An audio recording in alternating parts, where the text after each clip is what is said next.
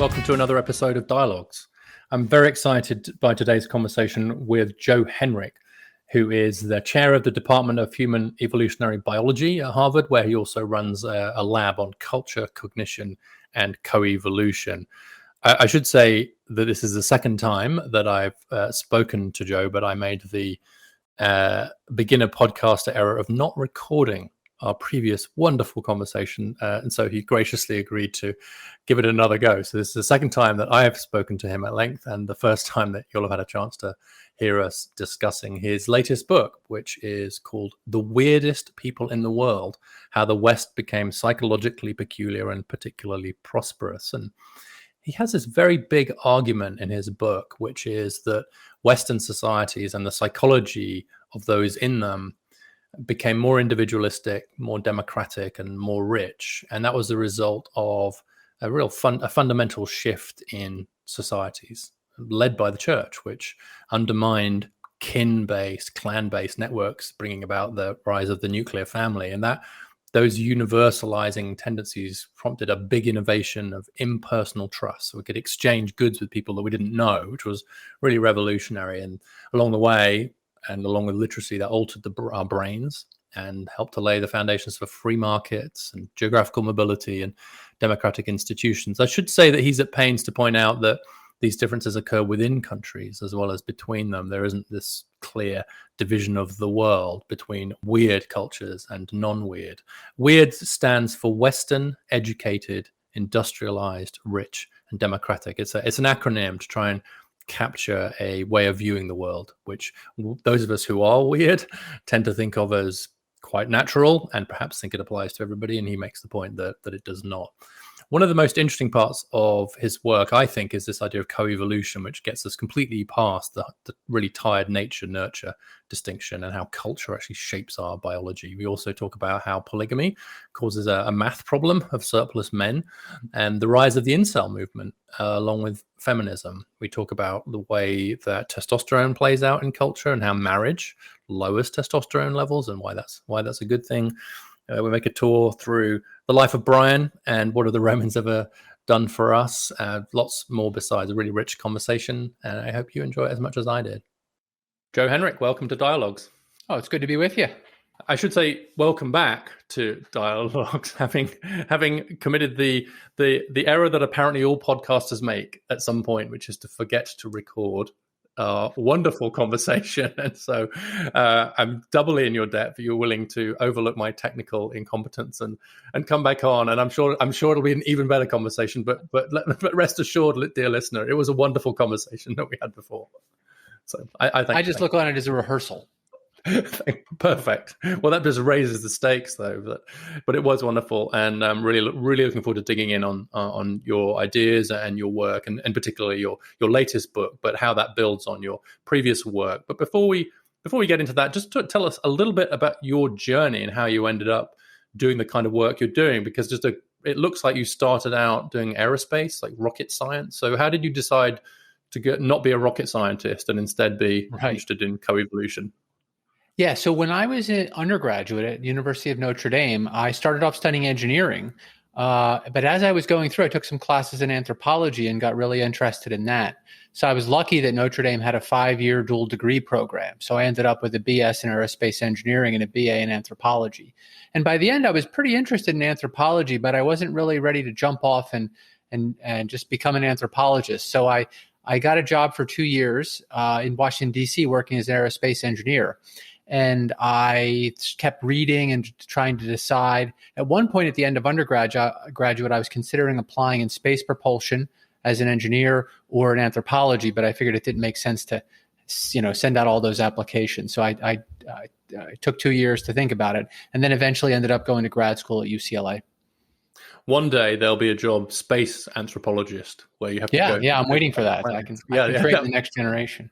Exactly, perfect to understand the alien species that we discover. So, and now you run a lab which is called the Lab for Culture, Cognition, and Coevolution. And this idea of coevolution seems foundational to your work on my reading, and somewhat counterintuitive perhaps to the people who aren't in this field. The typical debate is about, oh, is it nature or nurture? Oh, that's just culture. No, oh no, that's biology. And those two things are seen as in necessary opposition to each other, or as co-evolving. And I think especially the idea that culture can influence our biology as well as the other way around doesn't come naturally. Can you talk a little bit about how you see that idea of coevolution? Yeah, so there's a set of interrelated ideas here. And the first one I think is really core to getting past the nature-nurture distinction. And it's this idea that our capacities for learning from other people, for acquiring culture, from learning things from your parents and from other members of your community, that creates this traditions and this transfer of information and beliefs and know-how and religions and all that kind of stuff from one generation to the next, is actually itself a product of natural selection.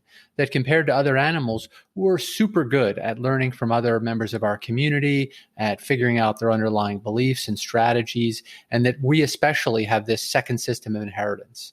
And then related to that is the idea that we become so dependent on culture for learning how to make tools, fire, finding food, all of these things that we had to do for hundreds of thousands of years as hunter-gatherers, is actually we're very dependent on culture for it. So the idea is you had this long period of time where culture was the driving selection pressure on our genes. So something like fire and cooking alters our diet. And it means we have kind of pre-digested food. The proteins are denatured in cooked meat. And this means this takes the selection pressure on the genes that build our physiology, our teeth and our stomachs and our digestive tract. And actually, so our digestive tract can only be understood as a product of gene culture coevolution. And this goes for many other parts of our anatomy. And then the part I'm particularly interested in is our brains and our psychology. Yeah. So I think that lots of our psychology and actually the size of our brains has been driven by selection pressures created by cultural evolution. Well, one example of that you draw heavily on is literacy and what that does to the brain, if I understand it correct. And that's quicker, presumably. I mean, our brains changed quite rapidly as a result of the spread of literacy, if I read. Yeah, so the literacy is so there's two separate ideas. And the idea I was just developing is the idea that culture is driven genetic evolution. But the other way that culture affects our biology is by changing the environments in which we adapt ontogenetically. So by not changing our genes. So the literacy is a great case of how a young child raised in an environment where reading is valued and they're surrounded by books and they're incentivized to learn to read, or they're sent to school, they practice, this reading. And it actually creates specialized circuitry in our left hemisphere. It creates a thicker corpus callosa, which is the information highway that connects the left and right sides of the brain. So it actually alters our brain, even though it doesn't affect our genes. So one of the ideas people have is that somehow culture is non-biological.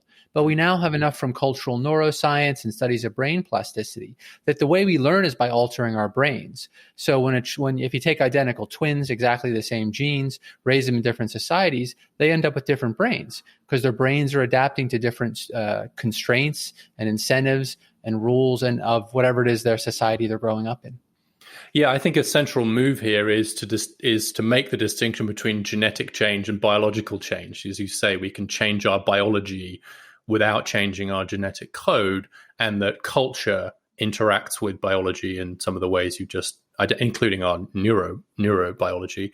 And actually, this your most recent book builds on your previous book, which really focuses on the nature of cultural learning. I think that the last book was the Secret of Our Success, and there you talk about cultural learning. It's called cultural pedagogy, and it seems as if there's an interesting set of tools through which we learn and transmit cultural knowledge. And so I've written down like taboos, religions, norms, rituals, etc.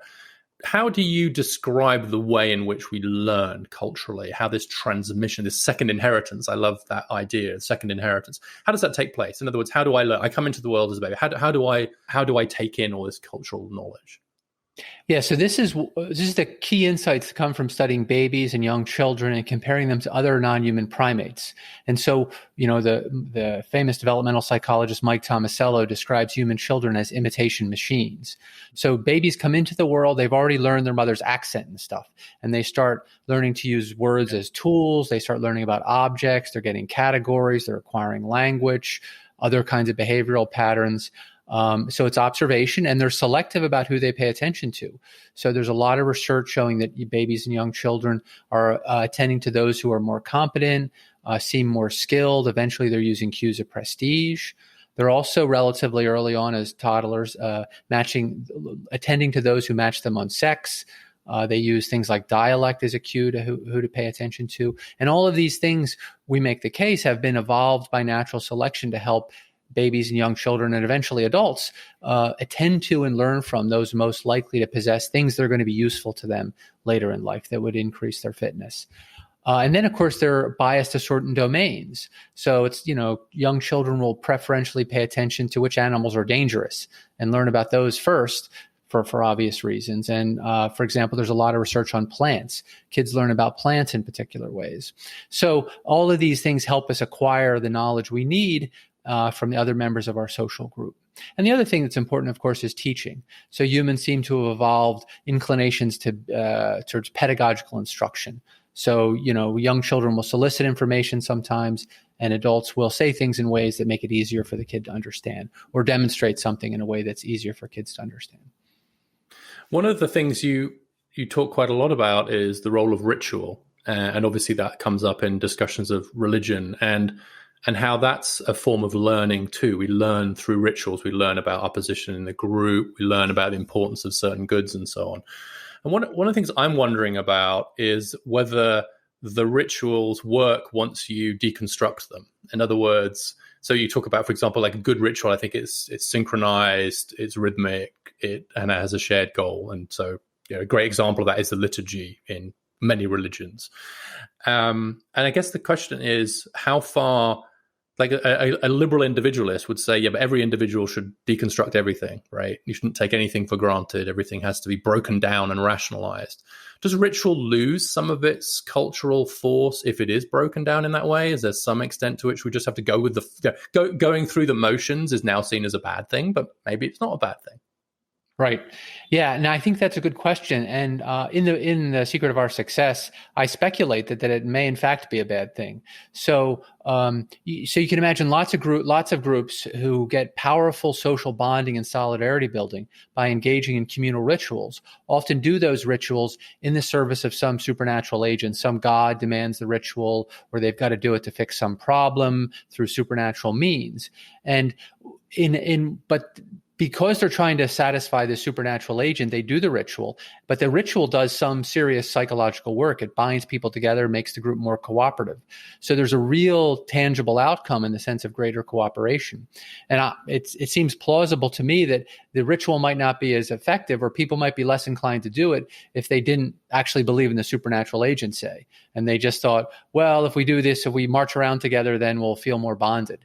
But there actually, I don't know of a good body of research which really nails down that question. It could be my intuitions are wrong about that. Well, I was going to come to this a bit later, but it seems a good time to ask you now, because I noticed that in an interview you did, a podcast with Tyler Cohen a few years ago, he does this thing at the end, which is overrated, underrated. And one of the ones he asked, he said secular humanism, and you said pass. You're allowed to pass as well. You passed on that. Did you pass on secular humanism part as a good, because most people in your sort of profession and background would just, secular humanism's good, right? We don't need all this religion anymore. We've got human rights, we've got rule of law, we've got constitutional democracies, and thanks religion, but we've got it from here essentially, is the secular humanist view. So I was sort of surprised. I mean, maybe it was the underrated thing, but how would you answer that question now? Are you worried that secular humanism, precisely because it's secular, won't do some of the cultural work that previously religious cultures did? Yeah, and I do have I think it's a good intellectual question, because there is this sense in which, so I make the case that religion has helped increase cooperation and scale up human societies, but now we have these well-functioning secular institutions, and we can just go from there. And that may be the case, but it also may be that there's a binding force of a shared religious notion with supernatural beliefs and rituals that bind people together in a way that no secular institution can accomplish.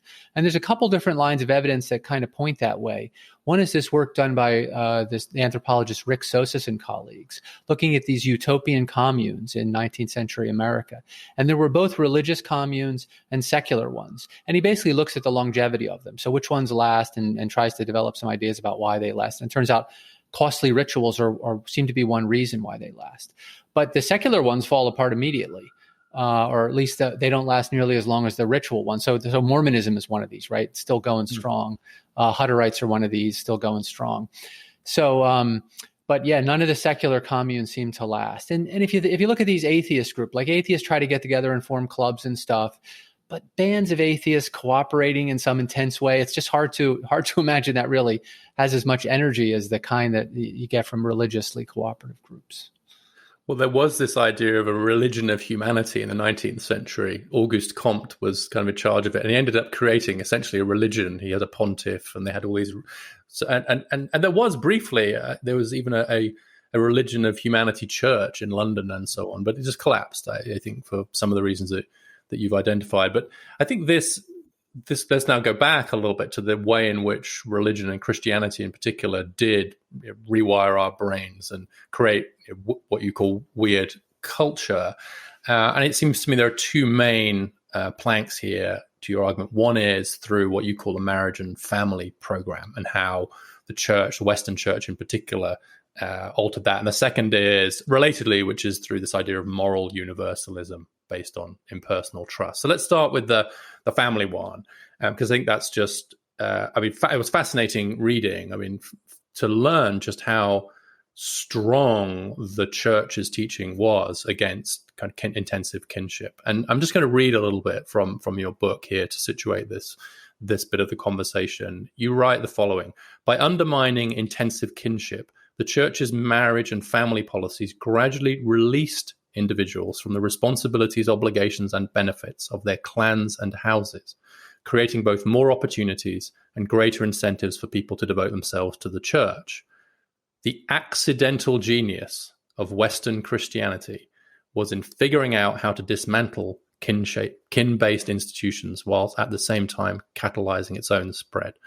I like to read that, first of all, because it's a good indication of what a great writer you are, on top of it, as well as being a rocket scientist and an evolutionary expert. But because there are many great examples of how you bring this stuff to bear. But that seems to me to kind of summarize the attack. The church attacked the family as it existed before. Is that a correct characterization? And if so, what was the result of that? Yeah, so the church had lots of different local meetings. So, initially the Western church is not unified under the Pope, and it's a series of bishoprics, which are sort of loosely interconnected. And what I document in the book is that they're having meeting after meeting in different parts of Europe, and they're gradually expanding the incest taboo on who you can marry to increase the cousins. They're preventing people from marrying in-laws. They're starting a spiritual kinship. Of course, they're always against polygyny. They're putting a damper on adoption. They're trying to get people to inherit bilaterally, both through mom and dad. They're trying to prevent inheritance to more collateral relatives like uncles and things like that. And, that's actually creating an inflow of wealth into the church. The push against kinship is also affecting the church itself. So monks are having to leave their families and make the church their families. That prevents the kind of control of bishoprics or control of monasteries by clans, which is something you find in Ireland, which had a brand of Christianity that started before the church's marriage and family program. So it's a little bit of an experiment to see what that looks like without the marriage and family program. Mm. And so all this is breaking down these tense networks that European pre-Christian populations had, and they looked a lot like the kinds of societies anthropologists have studied elsewhere. And then eventually in some parts of Europe it breaks these families down into monogamous nuclear families, from which you then need to build other kinds of institutions because you can't rebuild these intensive families. So you get these voluntary associations. So guilds start as mutual help groups and eventually become occupational guilds. You get universities. You get these charter towns where you join as an individual or a nuclear family, and then you're a town member with some responsibilities, but also some privileges. And that these towns eventually become the center of a lot of commerce and trade. So because we're still groupy kind of beings, what the church did was it shrank the idea of the family dramatically. I mean, it was a really extraordinary shrinking, and therefore created a situation in which the groups would be based on different things, as you say, guilds, etc. And that, in a sense, laid the foundation for all kinds of things which happened after that. The idea that you could be in a democracy, the idea that you could share a nation, have institutions that you would all subscribe to. Even though I don't even know you, I'm still going to subject myself to the same rule of law, for example. All of that was made possible by the breaking, in a sense, of the groupiness of the previously strong kins and clan networks. Yeah, and so a key part of the argument. So in my account, the families don't do everything, but they can get the ball rolling, because otherwise families are very strong. And anytime one of these other institutions grows up, it can either be invaded by the family, like the monasteries were in Ireland, or it has to compete with the family. So people have loyalties. You know, I have loyalty to one group, but ultimately my family calls on me to do all this stuff, and my third cousin, you know, needs money for medical care, and I've got to provide money to my third cousin. You know, so I see that in my own research. So that's the idea. It's so interesting, and of course against adultery, extramarital sex, you know, the etc. It was a very clear model. In fact, one of the many fascinating nuggets in your book is that there are 25 words for prostitute in Latin. Yeah. I mean, Rome had publicly funded brothels, right? It was an explicit strategy. We got to keep the brothels cheap available sex, and you know, of course, you conquer and enslave people in order to make that happen. Yeah, and so there's step one, if you like, is you lay the foundations by altering the groupiness, breaking kin and clan, and the second is that I think creates the conditions for what you call a big innovation, which is the rise in impersonal trust. Impersonal trust is a pretty modern thing. The idea that you would trust people that you didn't know. And in some ways, Christianity in particular was part of that, partly because of what you just described. So almost, I guess, anthropologically, culturally, but also in some sense theologically as well, because Christianity was a universal religion. In some ways, the text that underlies a lot of this is St. Paul's letter to the Galatians. There is neither Jew nor Greek, slave nor free, male nor female, for you are all one in Christ Jesus. That was one of the big differences to Christianity as opposed to Judaism, was that it was like, no, everyone's going to be part of it, and so it spread. And what that meant was that there were conditions created within which there was a universalism, and it feels like that was a revolution, and that created all kinds of possibilities for trade and so on. Yeah. Although an important element of my story is that there was a number of universalizing religions, including Islam, that have a kind of universalistic flair to it. And there were other brands of Christianity that didn't end up breaking down the family. So I think of it as a necessary condition, but not sufficient, because you're always competing against the family unless you've broken the family down to monogamous nuclear families. And you have this, well, I'm supposed to be more universalistic, but what about my clan, right? Or some other important family unit. So those things kind of fit together. And it's not unique to Western Christianity being morally universalistic. It's just that without the strong family ties and these bonds of tribe and clan and whatnot, there's less competition in some sense for the religious moral universalism. Sure. So it was the combination of those two things that created the sort of magic formula for much of what we saw happen after that. One of the things I find quite interesting is the role, and you've done quite a bit of work in this space, not only in this book, but more generally, the role of markets in facilitating impersonal trust, because there's a story about markets which is that they're atomizing and totally commodified and they undermine trust, and your research suggests the opposite, actually, that markets can increase trust. Is that right? Yeah, and especially, so there's a couple different parts to the story, but one of the things that first, seems to be this difference in the kinds of markets. So people have long engaged in exchange, probably going back into the Paleolithic, there was exchange. But a lot of the exchange you see in small scale societies and among hunter-gatherers and stuff involves exchange among people who all know each other. So you can have products, red ochre or something in Australia, moving across hundreds of miles and through many different hands, but no two people who exchange are ever strangers. Right. But what's interesting about the markets that emerge in Europe is there's lots of anonymous and impersonal exchange. Contract law gets developed. So people begin trusting strangers more than they did in other places. And I think once you have those markets going and those norms, then people become more trusting and fair-minded towards strangers. And market relationships begin to replace some of the things you'd rely on impersonal relationships for. So markets increase impersonal prosociality, but then they often decrease interpersonal prosociality because you're relying on these other kinds of relationships less. So something like unemployment insurance, I guess you could buy that on the open market. That then replaces relying on certain relatives or friends or kinfolk like that. And so then you're less tied to those folks. So there's this kind of trade-off. Yes, it's interesting. That was a big part of the debate about the growth of the welfare state in the UK, actually, which is that the Beveridge welfare state after World War II, which brought in universal benefits, was contested by some on the left who had a slightly more, I guess, communitarian left view, because what it did was it obliterated the credit unions and trade union-based, locally based welfare. It's not like there was no welfare before the welfare state. It's just that it was patchy. Sometimes it was related to churches and so on. And so from a social engineering point of view, it looked inefficient and unfair. And so it was replaced. But that's a moral revolution as well as a policy shift as much as anything else. I want to talk, and the result of all of this, of course, is to create this peculiar psychology, which you write about and which is particularly that's in the West. And that I think, one of the central points you make is that we shouldn't assume that because we have developed this kind of psychology, which has resulted from the trends we've just been talking about, which is pretty highly individualistic, etc., that everyone has that. And in fact, most of the world is still not like that. Correct?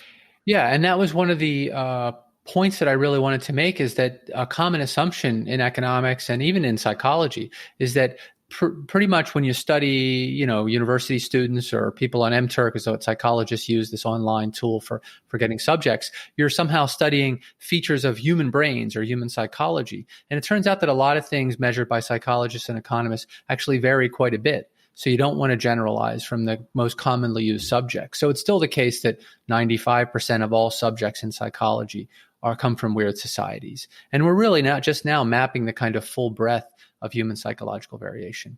And it's not that one thing I always caution people against is, the weird acronym is really a consciousness raising device to remind people of this unusual population that so much of economics and psychology is based on. But when we look at global variation, it varies continuously and along different dimensions. So, one of the things I do in the book is I look at a variation within Europe and even within European countries. So I look at Italy, for example, how that varies from province to province across. So, you don't want to set up a weird versus non-weird dichotomy. That's to raise your consciousness about all these dimensions of psychology that vary continuously. So I look at China, for example, and you can find interesting psychological variation just within China's 27 provinces. Yeah, I think that's important. In fact, did I read somewhere that you weren't even sure about the acronym to start with, that you had a sort of that's true, bit of a wobble about it? And was that because you were afraid it was overly simplifying things? Yeah, I was afraid it was overly simplifying things, and it seemed a little gimmicky to me at the time. Social psychologists, so I come from this anthropological background, and anthropologists are more inclined to give their papers boring descriptive titles.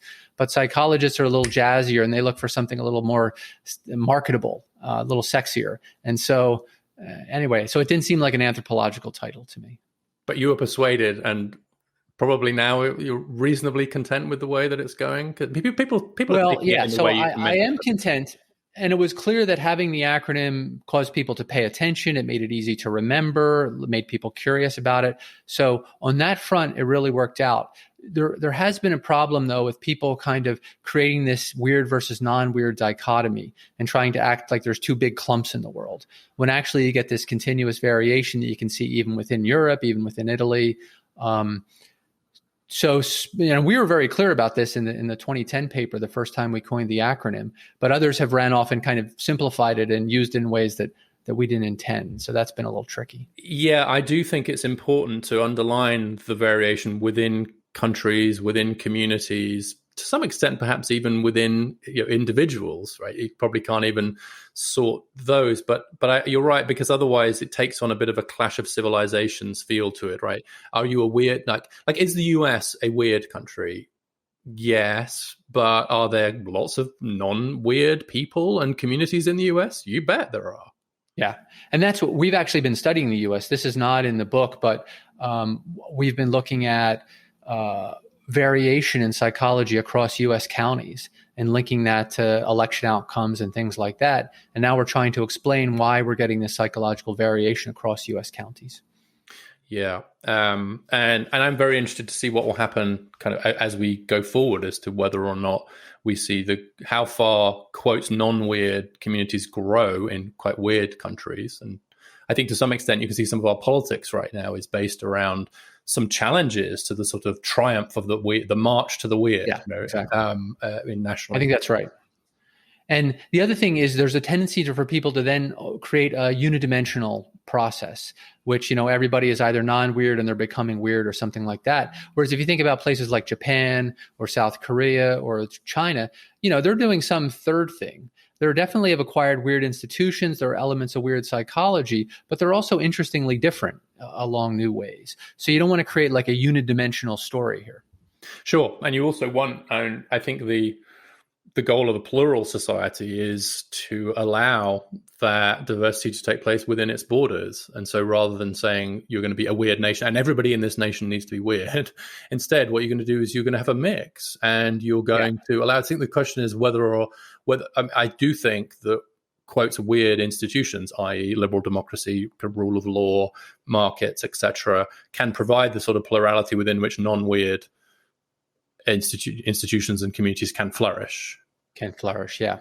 And that's one of in the penultimate chapter in The Weirdest People in the World, I lay out innovation. I'm trying to explain the Industrial Revolution. But the key idea is that innovation results from the recombination of ideas.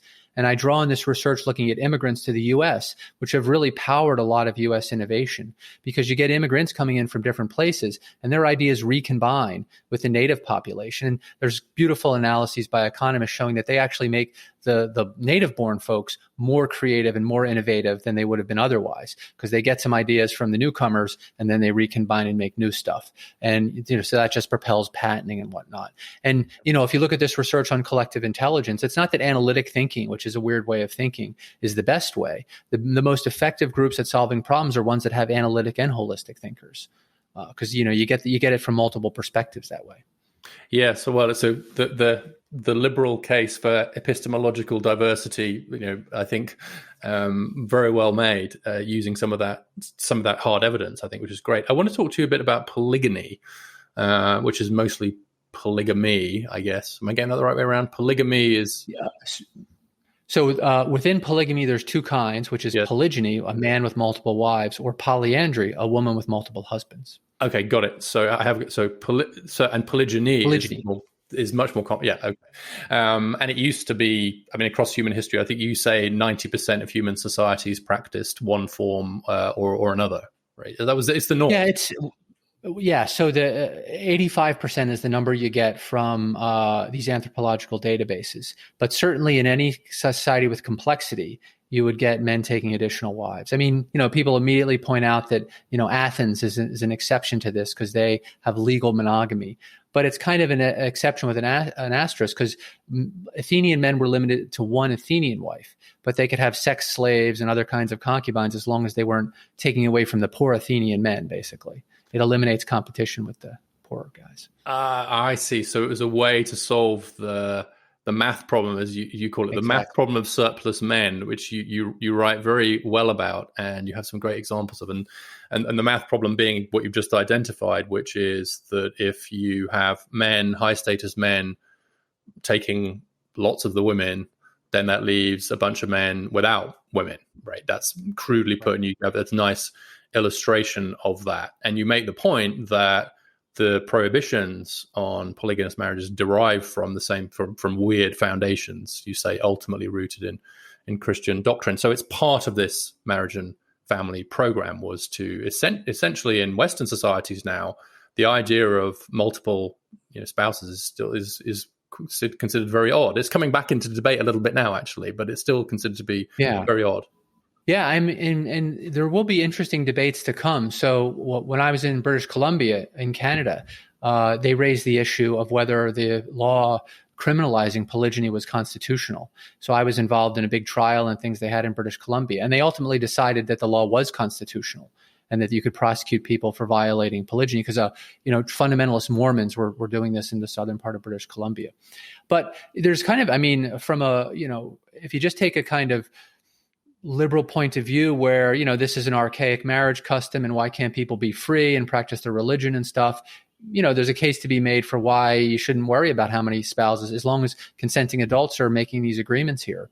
But the case for it to be illegal is that there's a public good problem, that if the elite high status males begin to accumulate lots of additional wives, then you have this pool of low status unmarried men. And, there's a good case to be made that that's going to lead to more crime and substance abuse and other kinds of problems. Yeah, and I think that's important because what that means, and you spell this out very well, is that if you're a low status man with little chance, apparently, of being able to mate and fulfill your evolutionary destiny, that it's in your interest to take big risks, right? You take a risk, it's a 50-50 chance that the risk will pay off and you'll accumulate resources that allow you to get a wife and procreate, and a 50% chance you die. Now, under other circumstances, a 50-50 risk of dying would not be a good risk, but if it's the only chance that your DNA has, it's a great risk. So you had more risk, more crime, more violence. Right. So the idea is that in this polygynous society, you've got to make these big efforts, take big risks in order to climb the status ladder. And the more polygyny there is, the more bigger risks you have to take. Whereas in a monogamous society, rich guys can only have one wife at a time. So, if you just work a bit harder, you increase your chances and it's more incremental. And then, of course, once you're a father, you have children.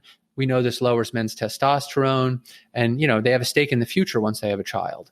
And you get a different, you domesticate the male essentially. Yeah, I think it's a really, I want to come on to testosterone in a minute because that's the most disturbing part of your book as someone that's been married for a very long time, but we'll come to that in a second. But I'm going to quote from the book. You say, in the monogamous society, women are prevented from becoming plural wives, even if they want to, and are thus effectively forced to marry lower status men. And I think this central insight you've got there is that there's a tendency here to say, of course, men want this, right? Men would want this, wouldn't they? But actually, it's really women's choices that are being constrained more than men, right? By monogamy. Right, because women can't marry the man they might want, right? So they might want to be the second wife of a billionaire or a celebrity or something, rather than being the first wife of a low status guy. And so, but the law, preventing polygyny inhibits women from exercising that option. I noticed that Utah have just decriminalized polygamy. It's now down to the level of a traffic violation or something like that. And I think the idea is that it makes it easier to discover abuse and so on. But what was your reaction? You're probably watching that quite closely. But what's your reaction to their decision to do that? What do you think is going to happen? What would you predict? Well, I think, these things can take a long time to unfold, but what you can see, what you can imagine. So say you want to be polygynous and you're a rich guy, you can just move to Utah. And you can imagine the Mormons, they're going to have more children. And if the fundamentalist Mormons, and then if they're assuming they're producing other fundamentalist Mormons, the polygyny is going to spread by that route. So I would expect there to be a gradual increase in polygyny rates. And then in the long run, the idea would be this is going to cause problems. I mean, the fundamentalist Mormons already create these lost boys, which is a well-documented phenomena. Boys have to leave the community. They're essentially kicked out because there's not enough. So they're sort of bleeding off this, these guys who, have challenges in life into the larger society. So that problem should get worse. But I like it as a scientist because it'll test my theory. Of course. Your first reaction, if you're being, was probably, "Oh, how great! That'll be a great experiment." I wish they'd randomized, but if only they could have done half the states, in a random, quasi-random trial. But I hadn't thought about people moving there to do it. I'd thought about people who are already there. But you're right. If this idea gains traction, if you are a billionaire, then just relocate. Everyone's doing it, working by Zoom now anyway. So you can imagine some of the Silicon Valley guys moving to Utah and taking 17 wives. Well, I mean, I guess it's still tricky because, well, I don't quite understand the legal implications here, because if you marry polygamously in Utah, do other states have to recognize that? Or do you get prosecuted as soon as you go to California? I'm not sure. No, you're right. So the marriages won't be recognized in other states. All they've done is decriminalize it. So it doesn't, it's not, we'll have to wait a bit longer for the equivalent of the.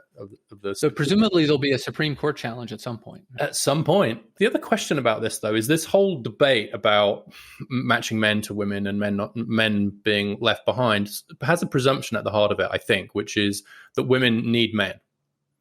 And that they need men more than just to produce a baby. Now, one of the great triumphs of the women's movement has been to ensure that's no longer true. So whilst they still need sperm, still need men, it's actually the amount of economic independence that women have achieved is extraordinary. And so then that means women aren't forced to marry anybody. That's right. And so doesn't that create a similar version of the problem? Exactly. And so I mean, one of the things that folks in my lab are interested in is the possibility that things like these incel movements, involuntarily celibate guys who collect on the internet and, produce all kinds of hateful speech and doing awful stuff, that may be being created by female entry into the labor market, relatively increasing economic equality between men and women. So women can say they can opt out of the marriage market now, right, if they want. And that's going to create a pool of low status men who can't get in. And that should create the same dynamics. Well, I'm doing some work in this space right now, and I think it's interesting to see what the response will be. I think previously people have estimated that the increasing dislocation of men, let's call it that, will lead to a rise in crime and violence and so on. And that has not happened. In fact, if anything, the trend lines are going the other way. And so my view, for what it's worth, is the incels are interesting, but I think that for every incel, there are probably 100 guys who are sort of checking out, right? Retreating. There's this phrase in Japan of the herbivores. Right, the herbivores. Yeah, and I think I see much, much more of that. Of course, the incels get the headlines. But right, the guys who just sort of check, and there is this kind of men going their own way movement, but they're kind of crazy too. I think it's more interesting just the guys who are just left adrift, rather than they're not they're not sort of acting out, they're checking out, if you like. Okay. Do you think this is leading to rising use of pornography, rising substance abuse, those kinds of things?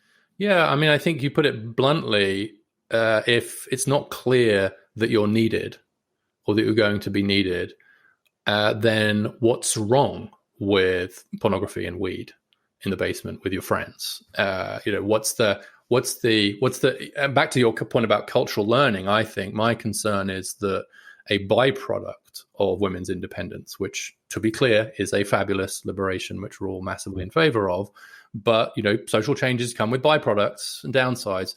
That a byproduct of that could have been to really significantly weaken the cultural learning that boys and men would previously have been subject to about what their role was in life.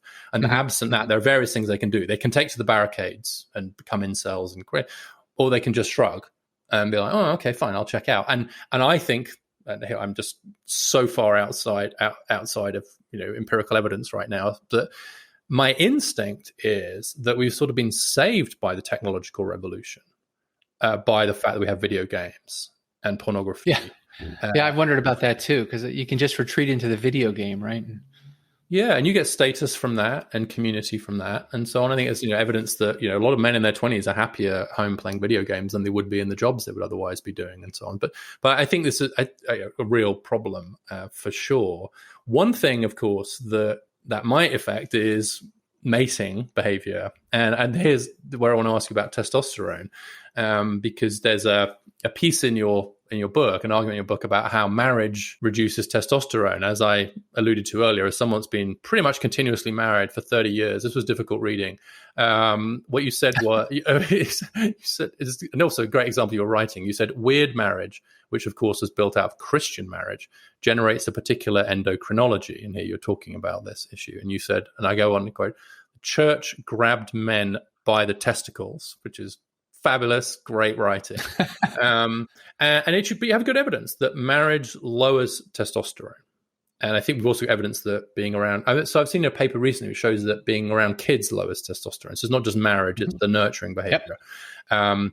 And that's good. Marriage as a testosterone suppression system, as you call it, is good. That's good for society. So tell me, as a 30-year married guy, why this is good.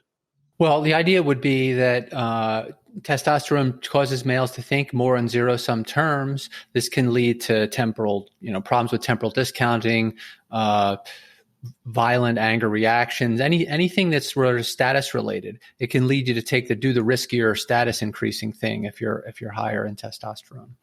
So the idea is that by lowering your testosterone, it's basically making you more of a father, more willing to invest in your family, invest in your children, play for the long term, and not worry so much about, doing everything you can to spike up your status. Yeah, it's interesting. This paper I saw recently I found an intriguing finding, which was it showed the testosterone levels in men after they'd had kids, if they were spending time with their kids, and they had that lowering you saw. But it also suggested that men with higher testosterone earlier on were more likely to have kids in the first place. And so the paper at least was suggesting that high testosterone helps you to become a father, but low testosterone helps you to be a father. Is that right? Right. And that fits, that's what we'd expect, right? Because the testosterone is a lot of it is for status increasing and competing for mates. So we have this great research place we can look is birds. So birds do monogamous mating, and you can manipulate the testosterone of birds. And if you drive up the testosterone of certain bird species, they compete even more fiercely. They sing louder. They accumulate more mates and more polygynous. And so they're more reproductively successful. But one of the interesting nuances, though, to the marriage thing is it's only in monogamous societies that you have that decline in testosterone after marriage and children. In polygynous societies, it doesn't go down. And that makes perfect sense. Yes, I remember that now, because you're still competing in a sense. You're still looking for mates, right? You're still in the game, and it's normatively approved. It's good for you to look for mates, right? So it's monogamous marriage that has this testosterone reducing effect, which is good because it reduces risk-taking behavior, it makes us more attentive fathers, and so on too. And that actually leads me to a broader question, which is the normative implications of some of this work. I think you're very careful, about making normative judgments, and I think it's obviously important to your work that you do that, as to say one society better than another, one kind of psychology better than another. But when you look at the results of Christian inspired weird psychology that's now become what we consider to be the norm in Western societies, then drop in violence, the increase in prosperity, massive increases in collaboration, etc. I say this because maybe I'm saying this because I am weird, right? I'm raised in the West, but it's hard to look at the results and not to think that's pretty good. And the weird societies have kind of got it right. Something went right here rather than something that went wrong. It's a bit like there's a scene in The Life of Brian at the end. What have the Romans ever done what have the Romans ever done for us? What have the Romans ever done for us? And then someone says, well, there's education. And then says, and there's peace, and there's water, healthcare, and infrastructure. And each one says, okay, apart from education, healthcare, peace, rule of law, what have the Romans ever done for us? And it's a famous scene for the reason, because of course sometimes you don't see the benefits of it. So I guess the version of this is like, what has weird psychology ever done for us except peace, prosperity, etc.? Yeah, so it's important, I think. So one thing is I try to emphasize in the book that we're looking at these things. So we think democracy is good, but that's partially because we're weird. It's not clear that everybody else thinks that democracy is good. In my field work, I one time was discussing the voting, the fact that each person gets one vote. And a grandfather said to me, why should my vote count the same as an 18-year-old guy, right? I'm a grandfather. I have these children. So, my say-so should count more, was basically his view. And there was a kind of logic to that. He's been around. He's seen more. Why do we do one-to-one? So there's things like that where people think that age should get certain kinds of preferences.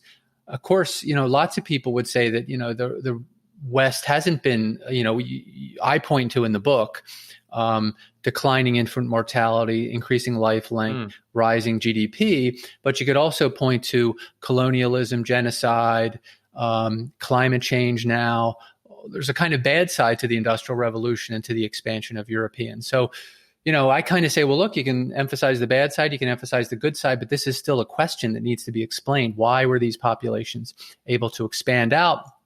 In some cases, exterminate Aboriginal Americans from lots of the U.S., but also lower infant mortality, invent inoculations, make cities healthy places to live, put people on the moon, all those kinds of things. Sure. One thing I think it usefully does is challenge some of the assumptions about universality, which we would tend to make from a weird perspective. And I wanted to ask you to say a bit about human rights. You make the point that the very idea of, I'm just looking to the specific language now, where you say the idea of designing laws based on endowing individuals with rights, you put rights in scare quotes, only makes sense in a world of analytical thinkers who conceive of people as primarily independent agents, i.e. kind of weird. And so you take something like the UN Declaration of Universal Human Rights, you would say, well, who's to say they're universal? They're not universal. They're deeply weird. The whole idea of individual human rights is deeply weird and therefore arguably not applicable to certain people, right? Well, my point that I wanted to make there is that sometimes you get the sense that people think, and this thing I include, many scholars in this too, that somehow it's rational, that we come to these human rights because it's sensible things to do, and that if you just apply reason the way the Enlightenment thinkers did, you end up with something like human rights. And the point I was making is that this is a product of a particular psychology. So weird people tend to think dispositionally, for example. They're analytic thinkers, so they explain things by breaking things down into their units, people in this case, and assigning them properties like rights, or personalities or preferences, depending on whether you're a psychologist or an economist. And then you then explain things based on that. So if you're trying to justify laws, you assign people properties, rights in this case, and then you can provide a foundation for why you're making this law or that legal decision or setting up a certain policy. But that doesn't make sense if you focus on relationships. So in lots of places, the crime for hitting someone or killing someone vary depending on the relationship between the two people and actually the social class of those two people also. Formally in the law, it would vary depending on those things. And to those folks, it makes sense. There's a relationship of a father hitting a son is totally different from a son hitting a father. Yeah. So that kind of thing. Yeah, it's partly, I think this is part of your gift, is to somehow be able to step outside and look at, it's like the fish seeing the water or whatever the cliche is, to kind of look outside it, because I think it is difficult. I'll give it an example I had Mustafa Akyol on a while ago talking about Islamic law and the fact that in some Islamic countries, whether or not it's rape depends on whether or not the woman was married. Do that to woman A, it's rape because she's someone's wife. Do it to woman B, it's not right, because she's not. And that makes perfect sense in a world where relation, but it's really very difficult to be okay with that idea. And so that's a perfect example because that's based on relationships, right? So it's not the woman. She's not endowed with some right not to be raped. It depends on who she's attached to and what her status is in this kind of relationship hierarchy. If she's attached to a male, then she's within his protective shield. And so in lots of places you would be basically hurting the man if you were to do anything to his wife. And so she's protected by that. Yeah. And it's really hard not to just say, well, it's better if it's just a crime of rape, whatever. And I think we would both say that. I think the difference is that there's an acknowledgement about what is leading us to say that, and then argue for a kind of an understanding of rights, which we do think could be applied more broadly without somehow claiming that they're magically universal. I think it's this idea of, I'll call it magic universalism, that somehow it's just out of thin air. These are all, we hold these truths to be self-evident. That's actually not what Jefferson first wrote. That was edited later. He said we hold them to be sacred and inalienable. It's a bit different. But there's something about, so I don't want to overstate the significance of that change, but we hold these truths to be self-evident. There's something very important about the idea of self-evident. And in weird psychologists, like, well, obviously, there's natural laws. But I think what you're saying is, no, it's not self-evident. You have to argue for it on different grounds. That's right. It's self-evident if you're weird, but not self-evident if you're not, was kind of the idea. Correct. And so you can't just say, well, this is self-evidently better, so just do it. And if you don't do it, there's something wrong with you. You're backward. You're less developed, etc. So one of the things we touched on earlier, I just want to, as we just come into the close here, talk a bit about the trend. You've already said it's very important not to have this sort of march of progress idea, which is implicitly weird good, if not explicitly, but explicitly getting weirder. So this is the march of progress, right? The end of this is where we're going, and I think you've challenged that as a normative claim, but just empirically, it seems to me that one can certainly challenge that now, maybe in a way that one wouldn't have done in 1989, but certainly now that it's not at all clear what the trajectory of the world is, or even what the US is. So when you look at the trends within and across countries through that lens, the weird lens, what do you think the trends are, particularly in the last few years, and what do you think they're going to be over the next years? It's a deeply unfair question, but it's not, I hope you'll agree at least, it's not clearly just going to get weirder automatically. Oh yeah, no, I mean, so this actually gives us a chance to look at weird psychology. So if you look at analytic thinkers, they tend to think straight lines continue, right? Current trends will continue, whereas holistic thinkers tend to see cycles. And if you look at human history, it's cycles, right? So, or it's at least nonlinear patterns where things go up and then they come down. So all, societies flourish, but then they just don't keep flourishing. They crash, right? And so, I don't know whether the West is crashing now. It might crash in 200 years from now, right? This could be the beginning of a long-term decline. It might have another 500 good years. So I don't make any predictions about that. But you could certainly see how what's going on now could be the beginnings of the cracks that eventually lead to a decline. And the way things happen is things break apart, right? So you get large units and then they begin to fall apart. So the UK leaves the European Union. That's a little bit smaller. Who's next going to leave? The US, there's all these fractures. There's these regional differences. I don't know, that could fracture. So and that's exactly what you'd expect from history. Yes, a sort of advance to bigness and then a retreat back to smallness, fracturing, etc. Well, this has just been absolutely fascinating. I'd love it if you have just a couple more minutes to say a bit more about what you're working on now, or just I think you've got a couple of projects that you're working on since you finished the book. Yeah, so I've been trying to dig further and follow up on some of the arguments in the book. And one of the challenges I had in writing the book is that, with a couple of exceptions, I couldn't have measures of psychology through time. So we've just gotten a big grant to try to use literature, the Latin corpus, maybe the Anglo-Saxon corpus. Certainly we're going to use U.S. newspapers to look and see how people's psychology changes across space and time, at least as we can measure it in these textual sources. So we think we can get measures of individualism, maybe some measures of tightness, looseness, some measures of moral universalism versus a more parochial moral view, extract it using some of these natural language processing techniques. And that'll allow us to study variation. Then we can look and see if we can predict that variation with the diffusion of the church, alterations in the kinship system, things like that. And you're using words to do that, right? This is basically...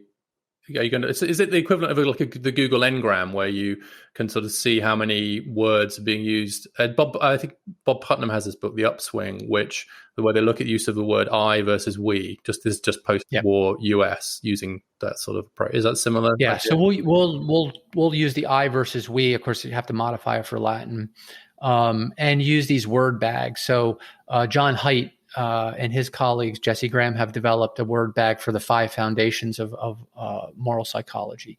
So we can use that, and we should be able to get a moral universalism, more words that are morally universalistic versus more morally parochial, that kind of thing. Fascinating. And what else? That's probably enough for most people, but I suspect you're doing something else. Well, the other fun thing, which I alluded to earlier, is actually, this also comes from John Haidt and Jesse Graham. They've gathered data on their moral foundations. They have a website that's been running since 2008. And so you can get measures of U.S. counties using their moral foundations questionnaire. And we find lots of interesting variation. And the interesting thing is the counties have been dividing. So some counties are getting more moral parochial, and some are getting more morally universalistic. And then we've used that to predict Trump voting in 2016 and 2020. Ben Anke, one of my colleagues in economics, has a great paper on this. And you can show that independent of all the things that political scientists and others use to predict voting behavior, that morality is a big predictor of who votes for who. And so, we're basically trying to understand the changing dynamics of the U.S. by looking at the changing psychological patterns. Of course, then the question is, why are you getting this split in psychology? Yeah. And there's a couple different reasons. One, economic shock seems to push people more towards moral parochial. And of course, some US counties have been hit hard by economic shocks. Weather shocks seem to do the same thing. So with rising climate change, we're getting more hurricanes and, other fires, things like that. And of course, those are differentially affecting some counties versus others. Does that make people more? So that makes people more parochial if there's a... Yeah. So weather, getting hit by a weather shock it makes people more cooperative, but it tightens the circle. There's a tragic irony in there, I'm sure. Is that what you? I heard it's a while since I've looked at that. Although I will add links to the show notes to John's website, which is great.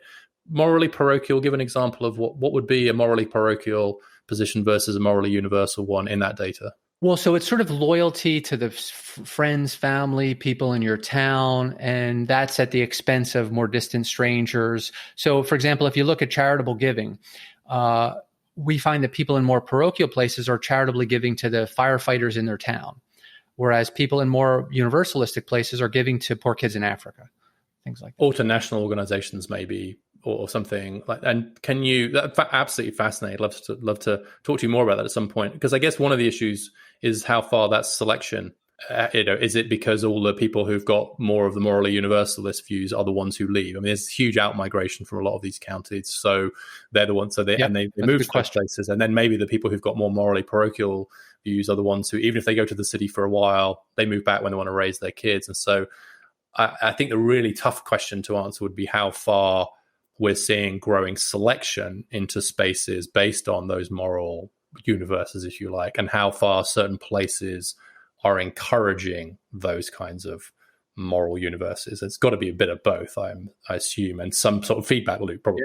Yeah, I mean, we don't have any data like this for this kind of measure, moral universalism versus parochialism, but increasingly from studies in the UK using the UK Biobank data, I mean, people, you can measure things using these GWAS studies that looks at the genes that predict various phenotypes, and genes do sort in space in disturbing ways. So. Yeah, and there are some reasons to think that might be a good thing because it allows us to select into the sorts of communities that we want to live in, and the reason it's a bad thing because it's going to increase the fractures and maybe reduce the diversity of thought. So as always, it's going to be, like most blessings, it's a mixed one at best. But, well, that was a great tour. I was so looking forward to doing this conversation again. And it was great. Maybe I did record it this time, but I'm tempted to say I didn't, just so that I can have you on for a third time and dig deeper. But maybe we'll wait till your next book or another paper or something. But it's great, terrific work. And I will just say that the stance that you take with regard to your own data normatively, I think is incredibly important too. I think you strike exactly the right balance between having views about what the data is saying, but being very clear that this is what the data is saying. And I think for a lot of scholars, that balancing act between being empirical without appearing to be normatively naive is incredibly difficult, especially right now. And I think you do great aplomb. So congratulations. Thank you for coming on again. Okay, good to be with you.